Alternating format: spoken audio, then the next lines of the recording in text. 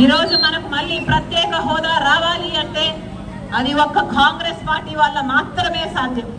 రాహుల్ గాంధీ గారు చెప్పిన మాట ప్రత్యేక హోదా ఫైల్ మీదనే తాను ప్రధానమంత్రి అయిన రోజున మొట్టమొదటి సంతకం ప్రత్యేక హోదా, ఆంధ్రప్రదేశ్ కు ప్రత్యేక హోదా ఫైల్ మీదనే సంతకం పెట్టాలని చెప్పారు. ఆ మాట పట్టుకొని రాజశేఖర్ రెడ్డి బిడ్డ ఈ రోజు ఇక్కడ నిలబడి ఉంది. మీరు నమ్మండి, రాజశేఖర్ రెడ్డి బిడ్డ మీకు మాటిస్తుంది, ప్రత్యేక హోదా రావాలి అంటే మళ్ళీ కాంగ్రెస్ పార్టీ అధికారంలోకి రావాలి. కాంగ్రెస్ పార్టీ అంటే రాజశేఖర్ రెడ్డి గారి పార్టీ, మీ పార్టీ, మన పార్టీ.